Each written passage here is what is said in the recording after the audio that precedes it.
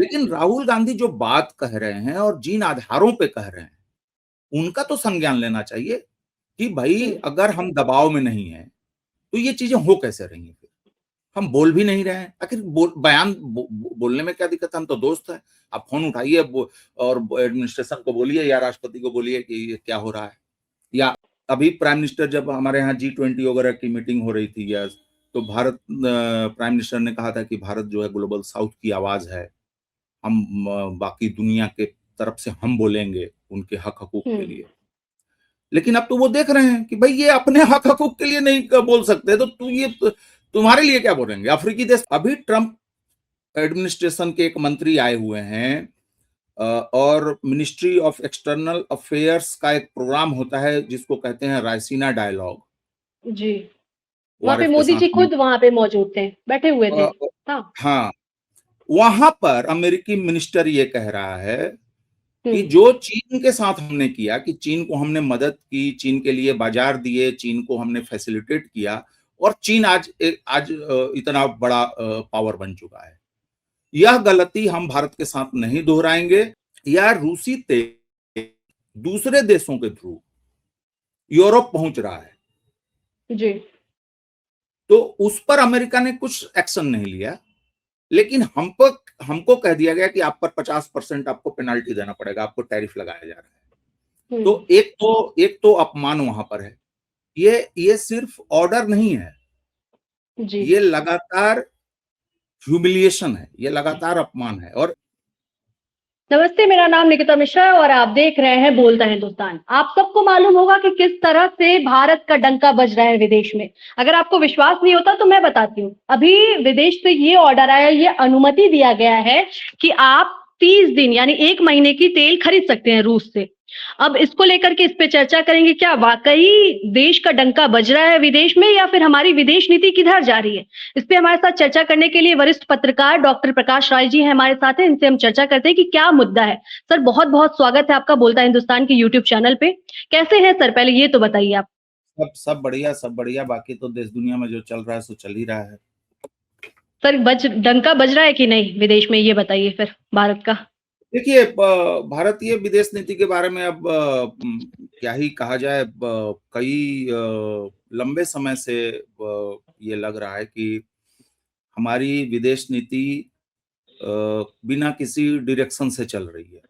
यहाँ जी। तक तो बात सही थी जब ये कहा जा रहा था प्राइम मिनिस्टर ने भी कहा और विदेश मंत्री ने भी कहा कि हम स्ट्रेटेजिक ऑटोनॉमी के हिसाब से चल रहे हैं कि जो हाँ। भारत के हित में होगा उस हिसाब से हम करेंगे और बाकी हमको दुनिया में जो खेमेबाजी चल रही है या और चीजें चल रही हैं उसमें हमारा इंटरेस्ट नहीं है और हम जियोपॉलिटिकल खेल का हिस्सा नहीं बनना चाहते, हम अपने हितों को देखेंगे और ये तर्क तब दिया गया था खासकर जब रूस और यूक्रेन का मसला शुरू हुआ था और जब भारत ने तेल ज़्यादा खरीदना शुरू कर दिया, खासकर जब रूसी तेल सस्ता हो गया था। जी। तो जब अमेरिका और यूरोप से दबाव बनने लगा कि आप जो है पुतिन को युद्ध के लिए पैसा दे रहे हैं, फाइनेंस उपलब्ध करा रहे हैं इस युद्ध के लिए, तो उस समय कहा कि भाई ये झगड़ा आपका था। ये आपने इतने कई दशकों का आप लोगों का ये सब चल रहा था कि नाटो को आगे बढ़ाना है, नहीं बढ़ाना है, क्या करना है। तो ये मसला आपका है और आप अभी तक रूस से तेल और गैस ले रहे हैं, डायरेक्टली या चाहे जी। इनडायरेक्टली। तो हुँ। और रूस तो हमारा बहुत पुराना पार्टनर है, तो हम क्यों ना खरीदें? और हमारी जो ऊर्जा सुरक्षा है या खाद्य सुरक्षा है या और दूसरे तरीके के जो जो हमारी ज़रूरतें हैं, तो जी।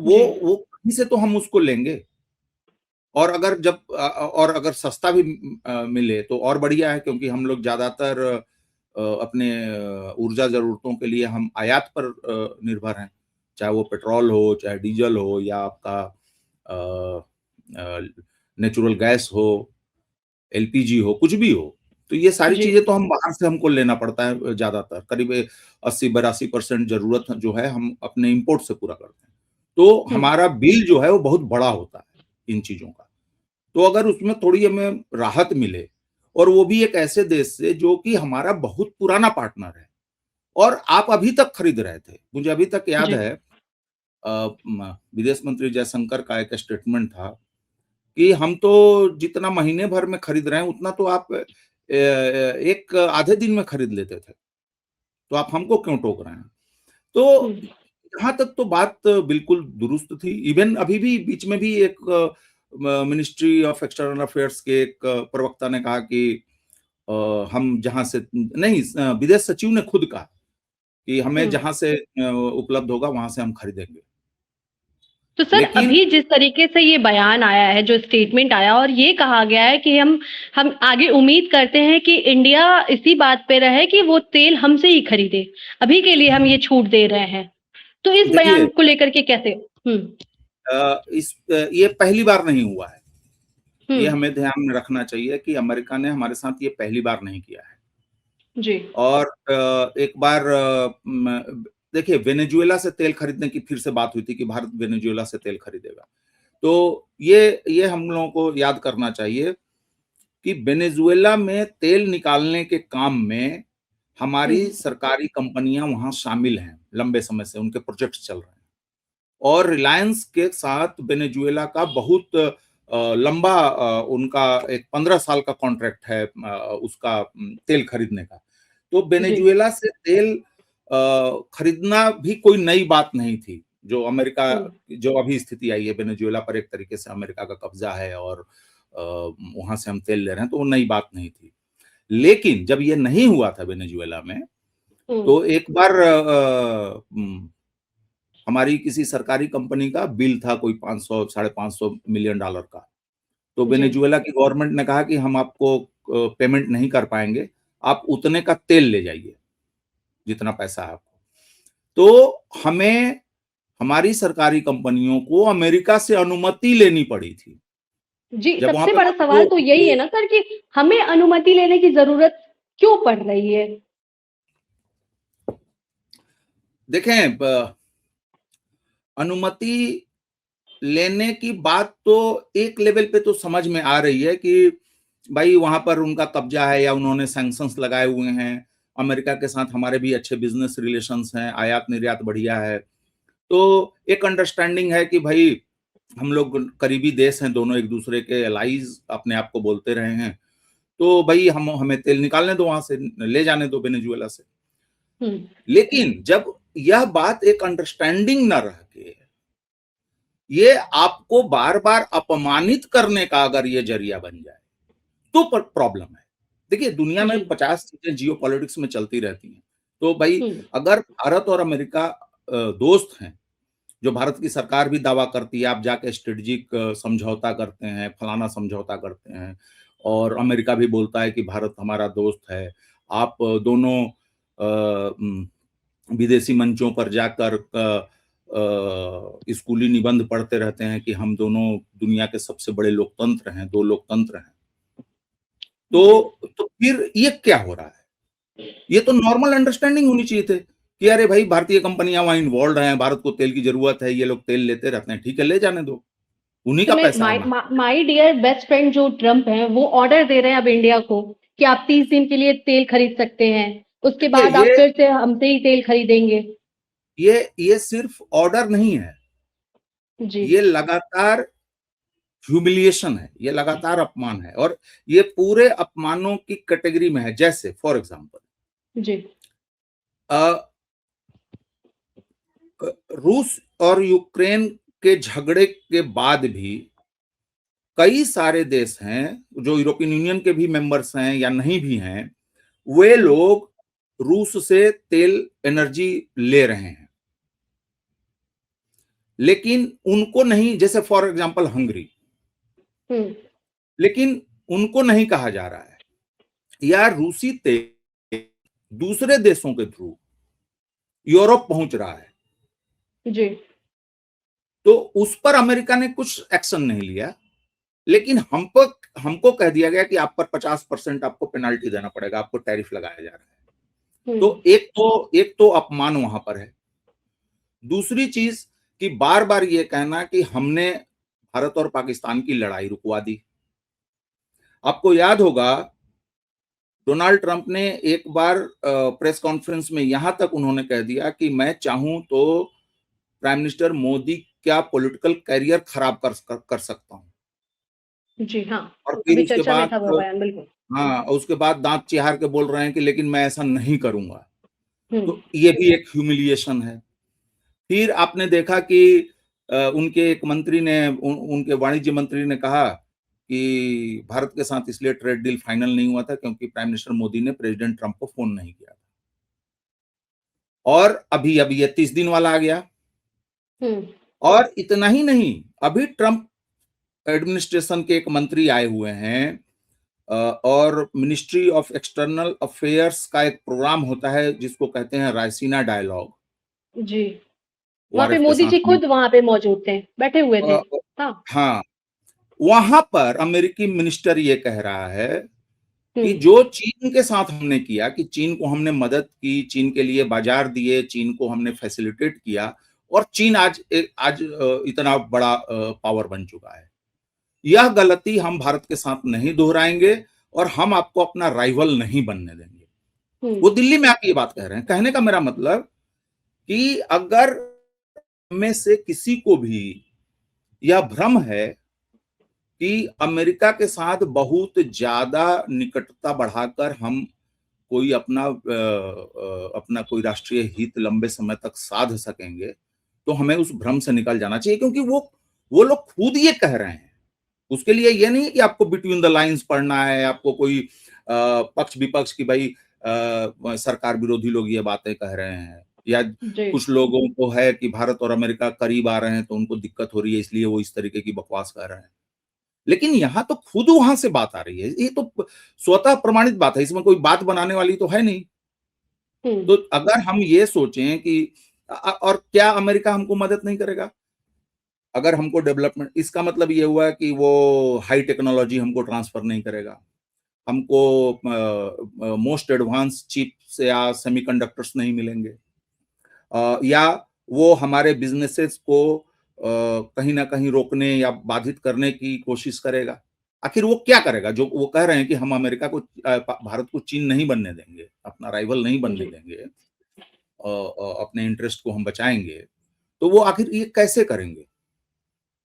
वो तो इन्हीं हम्म। तरीकों से ना कि हमारा व्यापार वो कमजोर कर दें, हमको हाँ। टेक्नोलॉजिकली वो आगे ना बढ़ने दें, और जियो पॉलिटिकली वो हमको सांसत में डाले रहें।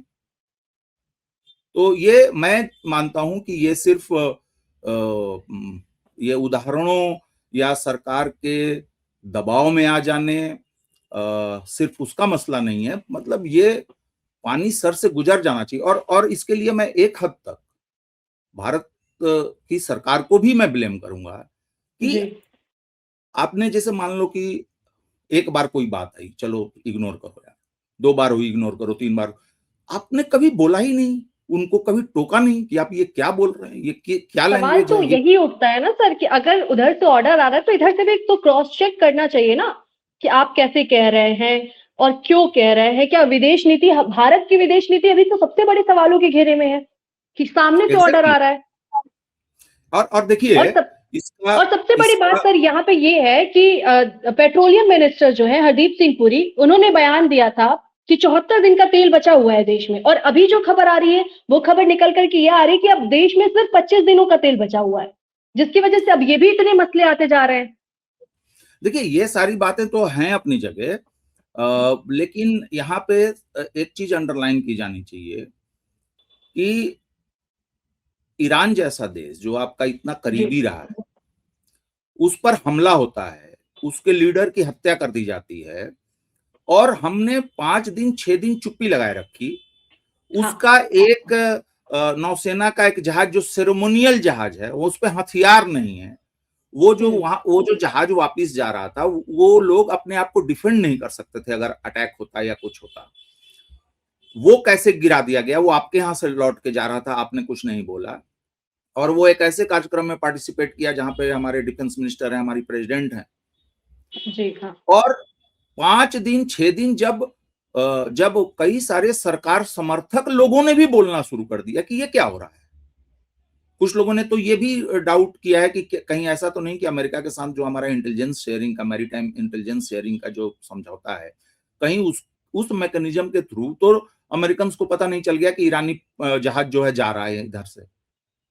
तो और हमारे ये कहना बहुत आसान है। आप एक बार कहें कि इंडियन ओशन में हमारा भी एक स्टेक है, तो जहां पे खुश होने की बात आए कि आपने पायरेटों को पकड़ लिया या किसी डूबते जहाज को बचा लिया, तो आप अपने आप को शाबाशी दे रहे हैं, वेरी गुड, और करना भी चाहिए। लेकिन इतने क्रूशियल मौके पे आप सोचिए, आप श्रीलंका जैसा देश वो बचाने के लिए गया, उसने बचा भी लिया, कम से कम 32 लोगों को तो बचा लिया। जो दूसरा जहाज जो स्ट्रेस में था उसको उन्होंने अपने वो हार्बर पर ले जा रहे हैं और उनके लोगों को वो जो है कोलंबो ले जा रहे हैं कि भाई आप यहाँ पे रहिए, उनका जहाज खराब हो गया है और अगर वो पानी में रहता तो शायद उस पर भी अटैक हो सकता था। तो अब क्या हुआ कि जब आलोचना इतनी ज्यादा होने लगी तो आपने 5 दिन के बाद जयशंकर का कल ट्वीट आया कि उन्होंने ईरानियन फॉरेन मिनिस्टर से बात की है। उसके बाद खबर आई कि विदेश सचिव विक्रम मिस्री जो हैं वो दूतावास गए और उन्होंने वहां पर अपनी श्रद्धांजलि दी भारत। तो आपको जब एक सामान्य सी चीज करने में कि एक देश पर अटैक हुआ है, एक इतने सम्मानित लीडर की हत्या हो गई, बुजुर्ग की, एक सामान्य कॉन्डोलेंसेस देना, सामान्य रूप से ये कहना, और उसमें नई बात नहीं कहनी थी। प्राइम मिनिस्टर कहते रहते हैं कि युद्ध का नहीं बुद्ध का दौर है, हम तो महात्मा गांधी और महात्मा बुद्ध के देश से आते हैं। तो यही बात आपको इसमें भी दोहरा देनी थी। भले आपका दिल दिमाग कहीं हो, वो एक अलग इशू है, लेकिन आज के डेट में हमारे साथ तो जो हो रहा है वो हो ही रहा है। जो ये रोज के बयान और ये जो हम अनुमति दे रहे हैं, मतलब सोचिए कि एक देश दूसरे देश से तेल खरीद रहा है और तीसरा देश जो आपसे हजारों किलोमीटर की दूरी पर बैठा हुआ है जी, और जिसको आपने गारंटी भी दी हुई है कि भाई तुमसे भी हम एलपीजी खरीदेंगे, तुमसे भी हम एनर्जी लेंगे, वो ये कह रहा है कि हम परमिशन दे रहे हैं।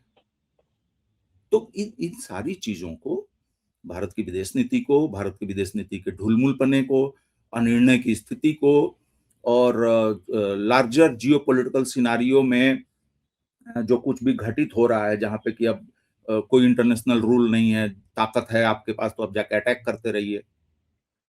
तो इस चीज को ग्लोबल साउथ के देश बहुत करीब से देख रहे हैं, गंभीरता से देख रहे हैं। और अभी प्राइम मिनिस्टर जब हमारे यहाँ G20 वगैरह की मीटिंग हो रही थी, तो भारत प्राइम मिनिस्टर ने कहा था कि भारत जो है ग्लोबल साउथ की आवाज है, हम बाकी दुनिया के तरफ से हम बोलेंगे उनके हक हकूक के लिए। लेकिन अब तो वो देख रहे हैं कि भाई ये अपने हक हकूक के लिए नहीं बोल सकते, तो ये तुम्हारे लिए क्या बोलेंगे? अफ्रीकी देश सोच रहे होंगे, लैटिन अमेरिकन कंट्रीज सोच रहे होंगी, एशिया के और दूसरे आपके पड़ोसी सोच रहे होंगे। तो आप इन सब चीजों का लंबा नुकसान न सिर्फ भारत की विदेश नीति को, बल्कि हमारे दूसरे तरीके के जो हित हैं, इंटरेस्ट हैं, और जो दुनिया में भारत का एक सम्मान है, उन सारी चीजों को ये नुकसान में डाला जा रहा है, और ये बड़ी चिंता की बात है।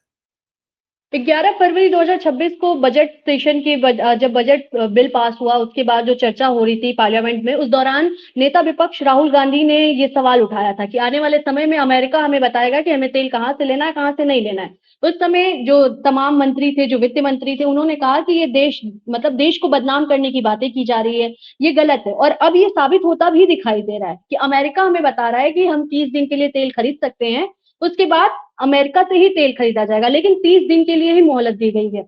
तो क्या अब ये जो राहुल गांधी कह रहे थे कि एप्स्टीन का कांड छुपाने के लिए, और जिस तरीके से यूएस में अडानी के ऊपर जो केस चल रहा है उसको बचाने के लिए नरेंद्र मोदी जी एकदम सरेंडर हो गए, क्या आपको लगता है कि ये ऐसा है जो कहा जा रहा है विपक्ष की तरफ से? देखिए, मैं ये कह रहा हूं कि मैं विपक्ष के समर्थन या मेरा वो स्टैंड रहता नहीं है, लेकिन हमको ये समझना चाहिए कि जो विपक्ष के आरोप हैं या बयान हैं, उनका आधार क्या है। सवाल ये नहीं है कि राहुल गांधी कह रहे हैं, और राहुल गांधी का तो काम है भाई सरकार की आलोचना करना, लेकिन राहुल गांधी जो बात कह रहे हैं और जिन आधारों पे कह रहे हैं, उनका तो संज्ञान लेना चाहिए। कि भाई हुँ, अगर हम दबाव में नहीं हैं, तो ये चीज़ें हो कैसे रही हैं फिर? हम बोल भी नहीं रहे हैं, आखिर बयान बोलने में क्या दिक्कत है? हम तो दोस्त हैं। आप फ़ोन उठाइए और एडमिनिस्ट्रेशन को बोलिए या राष्ट्रपति को बोलिए कि ये क्या हो रहा है? या जी। हमारे विदेश मंत्री अपने काउंटर पार्ट को बोलें कि ये सर क्या चल रहा है मामला? ये बार-बार ये क्या हमारे साथ क्यों हो रहा है? जबकि हम लोग तो मित्र हैं। हुँ, तो मैं नहीं जानता कि दबाव का कारण क्या है, लेकिन इतना ज़रूर है कि दबाव है और वो गंभीर दबाव है। नहीं अगर ऐसा नहीं होता, तो आप जी। दुनिया जान रही थी कि युद्ध के बादल छाए हुए हैं और सारा कुछ है और एक हुँ, इल्लीगल और इमोरल वार होने जा रही है और वो आप जो है वहाँ इज़राइल की यात्रा करते हैं। उसके बाद वार हो जाता है, सब कुछ इतनी सारी चीज़ें घटित हो जाती हैं और हमारी तरफ से एक शब्द नहीं कहा जाता है। तो साफ दिख रहा है कि दबाव है। अब वो दबाव किस तरीके का है अब मैं नहीं जानता हूँ क्योंकि मैं मेरे पास ना तो कोई खुफिया जानकारी है या ना ही मैं कोई इन्वेस्टिगेटिंग जर्नलिस्ट हूँ। जी, तो मैं बिल्कुल। उसको नहीं जानता हूँ, लेकिन दिख तो रहा है कि दबाव है। हुँ।